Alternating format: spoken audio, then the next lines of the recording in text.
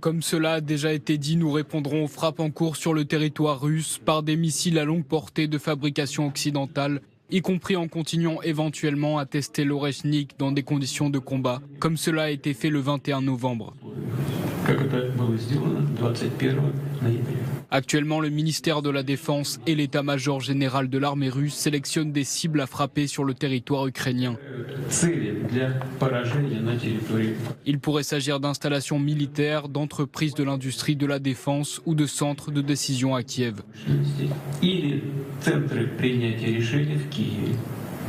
Voilà, vos avis aux uns et aux autres. Première réaction sur ce qui donne le ton de cette soirée tout à l'heure sur notre antenne. Nicolas Tenzer disait il ne faut pas sous-estimer la gravité là de ce qui est en train de se passer avec une arme qui potentiellement est sophistiquée. C'est ce que dit aussi le président Zelensky en disant il y a une forme de chantage ce soir auquel l'Occident doit répondre, prendre au sérieux la menace de Poutine. Ludmila Totieva.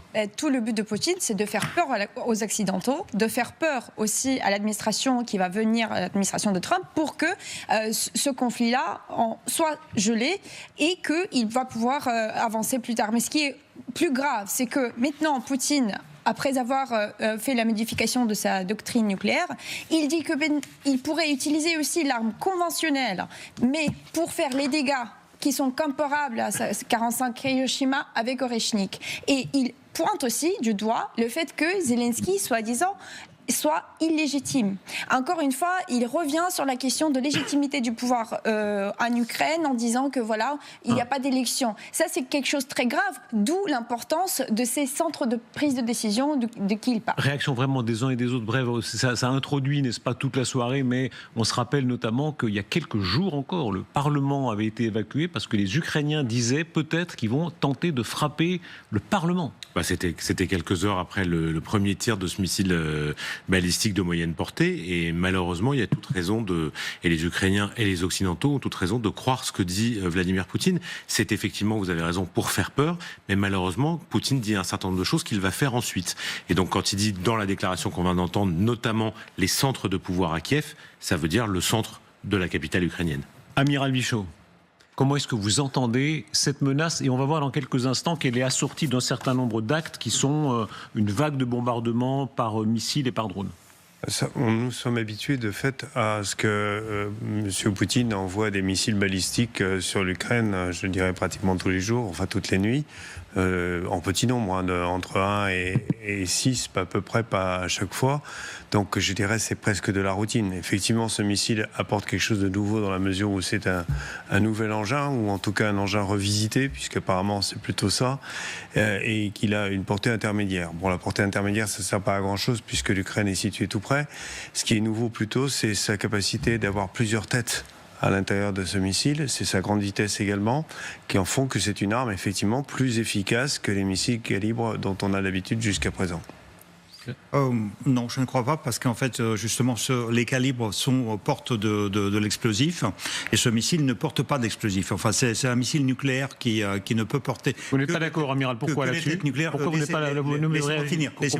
Laissez-moi finir, s'il vous plaît. Ce missile ne peut porter que les têtes nucléaires ou les remplacements de ces têtes qui ne peuvent pas s'exploser.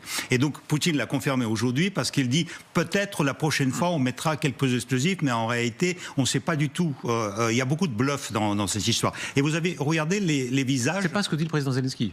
Le président Zelensky dit c'est un chantage auquel l'Occident doit réagir. Ah non, ça c'est le chantage, c'est sûr et certain. C'est sûr et certain que c'est un chantage. Parce que c'est du bluff, non. Si c'est du pur bluff, non. Le bluff, c'est qu'est-ce que porte ce missile. Ce missile, c'est un missile balistique presque intercontinental, parce qu'en fait, effectivement, je vous coupe, je ne veux pas diminuer, vous êtes expert dans plein de domaines, mais dans ce domaine-là, je me permets de dire non, mais sans du tout vous diminuer vos compétences, mais là-dessus, peut-être l'amiral Bichot est plus directement expert, c'est ça que je voulais dire. C'est-à-dire qu'apparemment, ce missile-là, c'est un missile de portée intermédiaire, comme cela vient d'être dit. C'est un missile dont la particularité, encore une fois, c'est qu'il a plusieurs têtes apparemment mirvées, c'est-à-dire ce sont des têtes qui peuvent être pilotées individuellement pour toucher des cibles. Mais là où je m'inscris en faux, c'est qu'à partir du moment où vous pouvez mettre une tête nucléaire, c'est que vous avez une capacité en port en poids, c'est une question de poids, d'emport. Et donc, si c'est pas une tête nucléaire, ça peut très bien être une tête avec un explosif conventionnel. Et puis, les Russes savent faire des explosifs très puissants. On aura le temps d'y revenir très en détail, ne vous inquiétez pas. Très en détail, un mot encore et on va avancer sur ce qui se passe sur l'Ukraine même. Aujourd'hui, qui revient de Dnipro, et donc qui fait partie de l'équipe qui a examiné les débris du missile Oreshnik. Et il expliquait la même chose que ce que dit Sergueï, c'est que quand il ne porte pas de charge nucléaire, il est obligé de porter des charges non explosives, mais extrêmement lourdes. Et c'est ça qui fait les dégâts, c'est que ça tombe du ciel, parce que c'est obligé de partir dans l'espace, ça tombe à une vitesse de 10 Mach, donc c'est 3000 km par seconde, si je ne me trompe pas. Et quand ça touche le sol, ça peut même aller en profondeur, donc ça a une charge explosive très intense, mais pas parce qu'il porte une charge explosive, c'est la vitesse et le poids qui fait cet effet. Nous reviendrons sur le missile Oreshnik, mais indépendamment de cela, il y a un effort de destruction aujourd'hui, déjà maintenant, qui a été fait au cours des dernières heures. C'est cette vague de drones et de missiles qui ont frappé l'Ukraine. Écoutez la séquence qui suit, qui est révélatrice. C'est quelques points qui ont été frappés. Le ciel ukrainien par endroits saturé.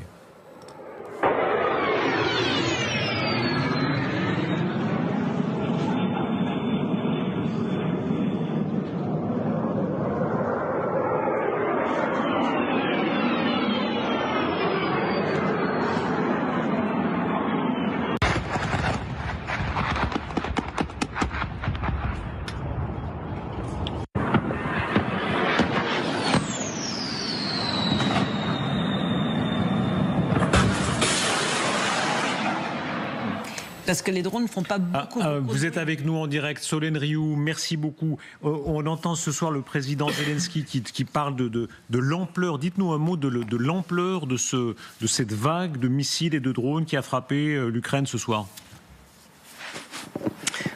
C'était assez impressionnant parce que ça a commencé aux alentours de 22h30 hier soir et en fait c'est une alerte antiaérienne qui a duré pendant plus de 8-9 heures, donc c'est considérable et surtout c'est une nuit très stressante, très fatigante qu'ont passé tous les Ukrainiens parce que l'alerte a concerné vraiment le territoire tout entier avec des sirènes d'alerte antiaérienne qu'on pouvait entendre sans cesse nous prévenant du décollage des drones de type Shahed ou encore des bombardiers stratégiques Tupolev 95 qui allaient envoyer donc des missiles sur tout le pays, donc c'est vraiment une nuit très angoissante, même si ça n'est pas une surprise. Les Ukrainiens s'y attendaient. Cela fait déjà 2 hivers qu'ils vivent et qui se passent ainsi avec cette même stratégie russe qui consiste à viser les infrastructures stratégiques.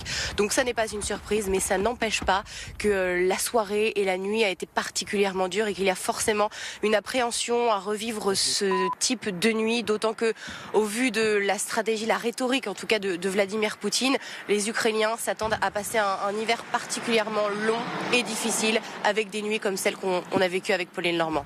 Merci beaucoup Solène Rioux, vous êtes avec Pauline Lormand, merci à vous.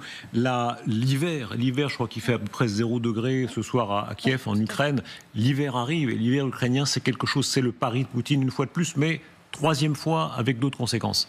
Oui, parce qu'on voit que Poutine est en train de monter vraiment en termes d'intensité et aussi la quantité de ces missiles-là. Et l'Ukraine, malheureusement, n'a pas assez de quantité de missiles antiaériennes pour faire face à toute cette augmentation de missiles. Il faut par exemple souligner le fait qu'il y a 1 million de personnes qui sont sans électricité aujourd'hui à cause de ces attaques. Il y a aussi quand même le nombre important, c'est 76 missiles qui étaient tirés. C'est les calibres, les X-101 et aussi les drones qui étaient tirés sur les infrastructures énergétiques, surtout dans l'ouest du pays, où par exemple comme Lviv ou Tchernobyl, et il n'y avait pas, pour l'instant, ils ont pu quand même régler certains problèmes auparavant. Aujourd'hui, c'est très très compliqué. Moi, j'écoutais aussi les médias ukrainiens qui disaient que pour la peut-être première fois à Luz, d'autres. Regardez, la carte illustre ce que vous dites, c'est très impressionnant. C'est très impressionnant, parce qu'il y a des très grandes villes, évidemment. Kiev, ça va de soi. Oui. Kharkiv, qui est la seconde ville, n'est-ce pas? Je crois plus d'1 million d'habitants, c'est bien ça. Hein, et puis Kherson, et puis Mykolaiv, Odessa, la grande ville historique. Lviv, la grande ville de l'Ouest. À la frontière polonaise. Et l'objectif russe, là, c'est si vous voulez, c'est aussi militairement de saturer toute la défense ukrainienne, parce que on parle souvent de Kiev. Kiev est relativement bien protégé, même s'il y a beaucoup de tirs tire sur Kiev, la plupart sont arrêtés parce que Kiev est protégé par des systèmes antimissiles. Mais quand il y a des salves, comme la nuit dernière il y a eu, comme il y aura peut-être cette nuit, la défense est saturée. Et ce qu'on voit parfaitement sur cette carte, c'est à quel point les Russes là parviennent à cet objectif, y compris en allant taper à Lviv, complètement à l'ouest du pays. Et donc là, la défense ukrainienne ne peut pas faire grand-chose. C'est le cas maintenant. À l'heure où on parle, oui, en ce moment. Là j'ai regardé, c'est une grosse moitié est du pays qui est sous l'alarme de l'attaque de drones. C'est en cours, hein. C'est en cours à l'heure où nous parlons. Et il faut dire à quel point comment dit-on là, l'organisation ukrainienne là est très rodée, c'est-à-dire tout le monde sur son téléphone portable a en permanence les alertes. C'est ça. Voilà. Oui, et il faut effectivement suivre. Il y a les incitations de la part du gouvernement de vraiment suivre les conditions de sécurité, c'est-à-dire il faut aller dans les abris, soit selon la règle de 2 murs, il faut se protéger là-bas, soit aller dans les abris. Parce que quand on parle de la saturation du ciel, ce qui se passe, c'est qu'on n'a pas assez de justement moyens pour pouvoir faire face Sergueï me montre son téléphone portable où on voit la carte des alertes sur son téléphone. En fait, si vous le montez au niveau de votre visage, on la verra. C'est-à-dire effectivement, c'est les... Vous voyez tout le rouge, c'est les parties qui sont sous l'attaque. Et aujourd'hui, ce qui est particulier, c'est que hier, par exemple, il y avait un peu moins, et il y avait du rose, il y avait du blanc. Maintenant, c'est quasiment la moitié du pays qui est à l'est, qui est en rouge. Et c'est très impressionnant. Le renseignement américain, notamment, repère les drones et les missiles au moment de leur départ depuis la Russie, informe notamment les ambassades et un certain nombre de points cruciaux. Le parcours des missiles est très connu. Là c'est une opération très rodée, hélas, quand même avec des destructions réelles. Oui, tout à fait. Mais la surveillance du ciel, c'est une préoccupation constante des Américains, mais de l'OTAN lui-même, qui suit effectivement tout ça avec tous les moyens combinés de tous les alliés. C'est ça qui donne la force d'ailleurs à ce renseignement. Mais de savoir qui vole, où et où ça vole, c'est une chose. Pouvoir l'intercepter, c'en est une autre. Bon, ça facilite quand même grandement le travail des moyens de défense antiaériens ukrainiens, mais comme cela vient d'être dit, le problème, c'est le nombre de missiles qu'on peut aligner en face et le nombre de batteries qui se trouvent sur la trajectoire. Va nous rejoindre Masha Kondakova. Merci beaucoup Masha Kondakova. Vous avez beaucoup d'amis, de relations à Kiev et vous allez pouvoir réagir dans un instant. Lisons ce que dit le président Zelensky. Au total, environ 100 drones de frappe et plus de 90 missiles de différents types ont été lancés. Plusieurs régions ont signalé des frappes de missiles calibre à sous-munitions visant délibérément des infrastructures civiles. Et écoutez, rarement on avait entendu Vladimir Poutine de la même façon. La première fois. C'est la première fois où il donne ces chiffres et il dit que 17 objectifs ont été visés, ont été atteints. Il fait lui-même le bilan comme s'il avait lui-même donné l'ordre, disant, c'est d'ailleurs le cas certainement, mais enfin jusque dans le détail du nombre de ce qui a été frappé, etc. Écoutez-le. Il y a quelque chose de très intéressant. Écoutons-le. Nous avons mené une frappe avec 90 missiles et 100 drones. 17 cibles ont été touchées. Je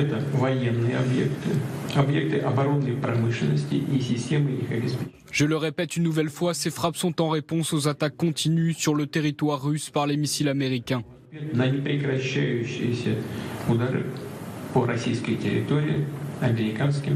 Il y aura toujours une riposte russe à ces attaques. C'est la première fois effectivement où il fait référence directe à ce qui s'est passé. Il a donné le nombre de missiles qu'il avait, il a donné le nombre de drones, et il a surtout a dit que 17 objectifs ont été atteints. Ça veut dire que sur les 190 objectifs, objets volants, il y a seulement 17 qui ont atteint l'objectif. Tous les autres étaient abattus ou détournés. Masha Kondakova, vous êtes une actrice très connue en France et en Ukraine. Quel écho est-ce que ça a pour vous et pour toutes celles et ceux que vous connaissez à Kiev? C'est un choc, c'est terrible. Je suis partie ce matin, j'ai passé un mois en Ukraine. J'étais à Odessa, à Kiev, à Lviv, à Soumy, parce que je tourne un film qui parle de soldats vétérans sous les prothèses. Vous savez, ma question, on nous demande trop, j'ai l'impression. L'Occident demande trop aux Ukrainiens. Il faut tenir la ligne de front. Il faut tenir en arrière de front. Et on se tient, mais en fait, quand on parle de la ligne rouge, c'est cohérent à la ligne de résistance des Ukrainiens. La ligne morale, la ligne physique, la ligne militaire. Et jusqu'à l'arrivée de Trump, Poutine va à petit feu détruire l'Ukraine. Ce que j'entends disent des Ukrainiennes autour de moi. Le contraste est sévère entre l'Ouest et l'Est en Ukraine. Et quand j'entends, je suis complètement d'accord avec les spécialistes, Sergei, Ludmila, Luca. Effectivement, il faut descendre quand on entend l'alerte, quand votre téléphone sonne. Mais ce n'est pas possible de le faire tout le temps, c'est juste impossible. On est parti en tournage, il y avait les chahettes qui sont volées sous notre tête. C'était 5h30 du matin. Qu'est-ce qu'on peut faire? On était dans un bus. Tu vas nulle part, tu attends et tu entends, tu écoutes. Où est-ce que ça va arriver? Oui, vous montrez tout de suite les images qu'il y a certains de gens qui suivent Oui, il y a des gens qui m'attendent. Elle va dans la salle de bain parce que c'est le seul endroit qui est le plus protégé. Mes parents sont passés aujourd'hui 8 heures sans électricité. Il fait très froid à Kiev, en Ukraine aussi. -5. Sans électricité, sans de l'eau chaude, sans pouvoir se réchauffer ou boire quelque chose de chaud, je ne sais pas comment des gens vont survivre. Troisième, l'hiver de cette ampleur inhumaine. Je trouve que l'Occident nous demande trop. On se tient, mais il faut peut-être une autre réaction.